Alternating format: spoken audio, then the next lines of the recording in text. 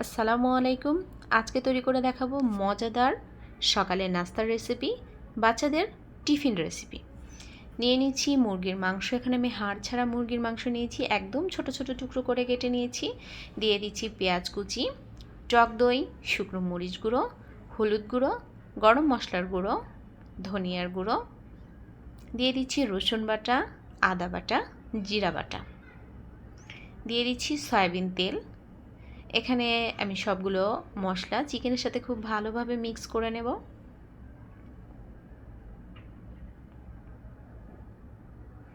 আর দিয়ে দিচ্ছি স্বাদমতো লবণ, টমেটো সস।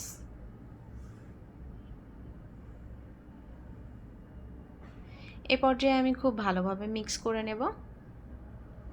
এখানে 5 মিনিটের মতো একদম চুলার আঁচটা মিডিয়াম থেকেও কম রেখে রান্না করে নিতে হবে। আর দিয়ে দিচ্ছি ক্যাপসিকাম। এখানে আপনারা চাইলে বিভিন্ন রকম কালারের ক্যাপসিকাম ব্যবহার করতে পারেন, তবে আমি এখানে সবুজ কালার ক্যাপসিকামটা ব্যবহার করেছি। আর দিয়ে দিচ্ছি মেয়োনিজ। মেয়োনিজটাও দিয়ে আমরা কিছুক্ষণ খুব ভালোভাবে মিক্স করে নেব। এ পর্যায়ে কিন্তু আমার চিকেনটা একদম সেদ্ধ হয়ে গেছে, রান্নাও কমপ্লিট।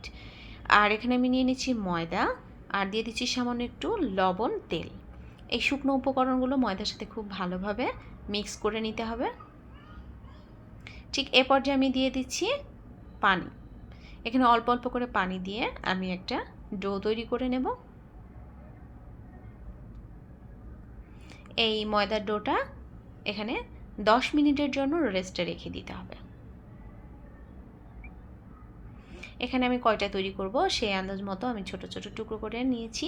আর এখানে আমি 10 মিনিট পরে সেই ছোট টুকরোগুলো থেকে রুটি তৈরি করে নেব। ঠিক আপনারা যেমনভাবে রুটি তৈরি করেন সেমভাবে করে নিতে হবে। এখানে আমি একটা প্যান বসিয়েছি আর রুটিটাকে ভেজে নেব।